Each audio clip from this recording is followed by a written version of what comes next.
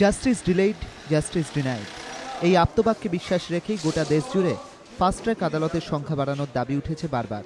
সম্প্রতি দিল্লি গণধর্ষণ কাণ্ড সেই দাবিকে আরও জোরালো করেছে। ঠিক এই পরিস্থিতিতে রাজ্য সরকারের সিদ্ধান্তের জেরে অনিশ্চিত হয়ে পড়ল পশ্চিমবঙ্গের 50টি ফাস্ট ট্র্যাক আদালতের ভবিষ্যৎ।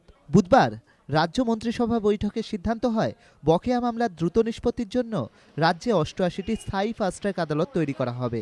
এর জন্য 94 জন বিচারকও নিয়োগ করবে রাজ্য সরকার। রাজ্যের মুখ্যমন্ত্রী মমতা বন্দ্যোপাধ্যায়ের নেতৃত্বে আমাদের সরকার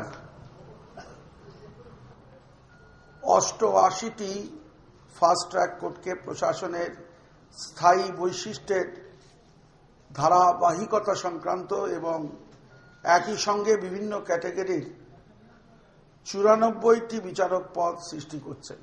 এতে সাধারণ মানুষের, রাজ্যবাসীর বিচার পেতে সময় নষ্ট করতে হবে না। আগে ফাস্ট ট্র্যাক আদালত চালানোর খরচ দিত কেন্দ্র। 2011 সালের পর থেকে কেন্দ্র আর সেই টাকা দেয় না। এই পরিস্থিতিতে মুখ্যমন্ত্রী সিদ্ধান্ত নেন, রাজ্যই ফাস্ট ট্র্যাক আদালত চালাবে।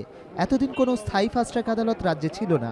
মমতা সিদ্ধান্ত নিয়েছেন 88টি স্থায়ী ফাস্ট ট্র্যাক আদালত তৈরির। কিন্তু রাজ্যে মোট ফাস্ট ট্র্যাক আদালতের সংখ্যা তো 138।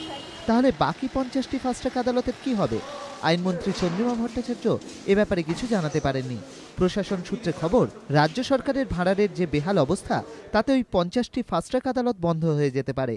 বিভিন্ন মহল থেকে প্রশ্ন উঠছে, দ্রুত মামলা নিষ্পত্তির জন্য 88টি এই ধরনের আদালত তৈরি করতে গিয়ে যদি 50টি ফাস্ট ট্র্যাক আদালত বন্ধই হয়ে যায়, তাহলে আখরে লাভ কি হলো? সুমন ঘরাই, এবিপি আনন্দ, কলকাতা।